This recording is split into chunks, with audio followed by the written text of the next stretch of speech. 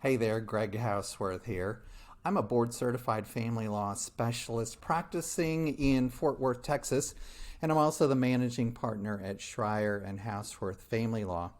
Listen, I've been doing divorce on the better part of 30 years now, and a lot of clients tell me sometimes the best help is just understanding what lies ahead in the process. A divorce can be very stressful, very upsetting, as you know. You invest a lot of time and energy in your family, so when things start to unravel, it means a lot. So we're here to help you guide through the process. Let's get started and learn a little bit of the vocabulary we need to be successful.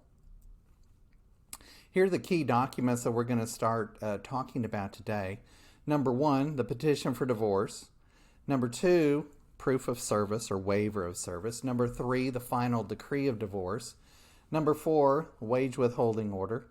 Number five, child support form. And number six, the State Bureau of Vital Statistics form.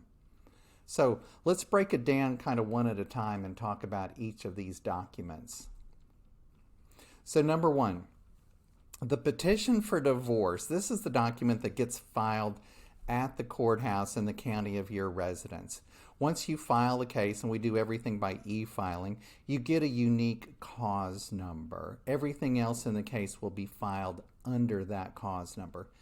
Typically, the petition for divorce is a relatively generic document without any factual allegations. There's nothing salacious in there. Typically, you'll see the divorce say that the marriage has become insupportable due to discord of personalities and that there's no chance for reconciliation. This is what we call a no-fault divorce in Texas. Additionally, if you have children, the children will be identified by name, sex, date of birth. There will be provisions in the petition requesting a division of the marital estate. Again, typically we see that being a division that is fair and equitable to the parties. Also, with respect to kids, there'll be a request for custody orders. Typically, what you'll see in a Texas divorce is that the parties will be named as joint managing conservators of the children. However, there's a lot of detail that kind of goes into that particular analysis. We'll talk more about that in another session. Finally, understand that it takes 60 days. That's the least time that we can get you divorced. There's a mandatory 60-day cooling off period. So it may be necessary to request temporary orders. Those orders are going to help with possession of property, payment of debt, and provisions for the children while the divorce is pending. Proof of service. A divorce case is a lawsuit like any other lawsuit. So the respondent in the case, the person who's getting the divorce papers, is entitled to formal legal notice. Okay? Remember, the person that files the case is the petitioner. The person that's not the filer is the respondent. So the respondent is entitled to what we call issuance and service of a legal citation, typically served by a approved process server. In some cases, you will see that the respondent will go ahead and agree to sign a waiver of service. In any event, there's got to be some proof on file with the court that the other party involved in this situation is aware of the situation and that they have an opportunity to respond. The final decree of divorce. This is where we all hope to get to sooner rather than later. It's obviously signed by the judge, and it's going to contain all the provisions for division of your marital estate, allocation of debt. It's going to include provisions for the conservatorship, or as we can say, custody of the children. So that's going to be decision-making power, times of possession, and support of the children. That's all going to be in there. In some cases, there may be injunctive language if there's been especially bad conduct on the part of a party. And finally, there will be provisions for payment of attorney's fees. But don't get excited there. Most cases, you'll see that each party is required to pay his or her own attorney's fees. A wage withholding order, if someone's ordered to pay child support, this is actually what we call a wage garnishment.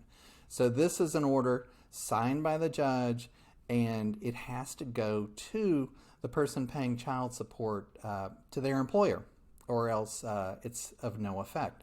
So be very sure that we get that signed. If you're ordered to pay child support, know that the amount of child support will be prorated depending on how often you get paid each month. There's also a child support form that gets filed with the Attorney General's office, or in some cases the County Domestic Relations Office. These are two entities responsible for monitoring child support payments. If there is a delinquency in child support, one of those two agencies may bring a suit to enforce and collect that child support. Here's a bonus slide. Other related documents. Once you've got that divorce decree signed off on, we need to have certified copies of the decree. Those are the copies that you will use to get various things done in your life, okay? So there are a couple of what I call additional documents that may have to be done. One is a special warranty deed if we're transferring possession of a home. Number two is a deed of trust to secure assumption of the marital residence. If you're the person signing the special warranty deed and there's an outstanding mortgage, you're going to want to get that security interest back, the deed of trust to secure assumption. Next, if you all have vehicles, you're going to want to get a power of attorney to transfer vehicles so that post-divorce, if you're selling a car, you have the authority to do so without contacting the former spouse. Finally, if there's a division of a retirement plan in your divorce, you will need to have a qualified domestic relations order. That goes to the retirement plan administrator and orders that that retirement account be divided according to federal law.